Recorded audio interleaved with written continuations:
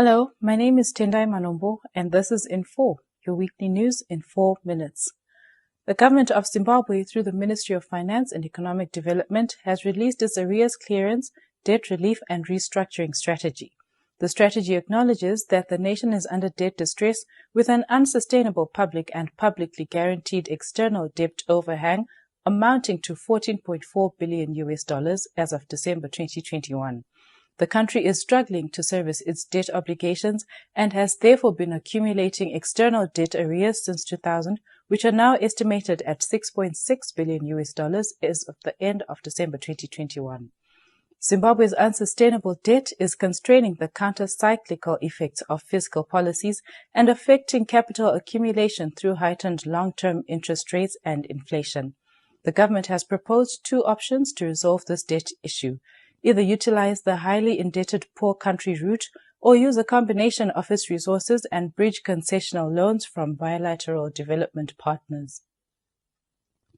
The economy continues to tighten as the local unit is declining significantly, particularly in alternative markets, causing rampant growth in prices of basics. Despite remaining adamant that macroeconomic fundamentals are in shape and local currency strong, the government has started to benchmark prices in US dollars. ZIMSEC and the Ministry of Health have pegged examination fees and hospital user fees respectively in US dollars. The government continues to increase its collection of taxes and forex and is gradually increasing spending in forex, as recently shown by the introduction of a portion of US dollar payments to farmers and government contractors in construction sectors. The government must start to peg civil servants' $SIM salaries against the US dollar to ensure that salaries move in tandem with depreciation and inflation. In Zimbabwe, many organizations are not paying pensions using the ongoing protracted economic crisis as a scapegoat. For instance, Cisco steel workers who were retrenched in 2016 were entitled to a pension in line with the Pensions and Providence Funds Act.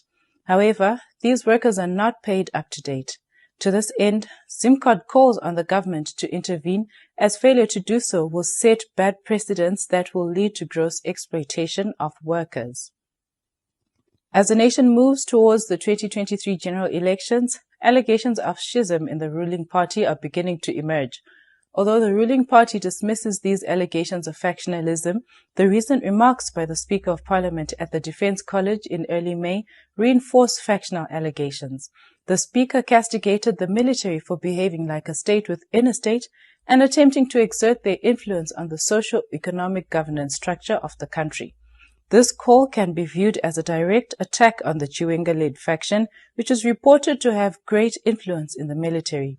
It is therefore the public's view that officials should desist from factionalism to allow the nation to focus on arresting current economic meltdown that is plunging many households into poverty. This brings us to the end of our bulletin. Please join us once again next week.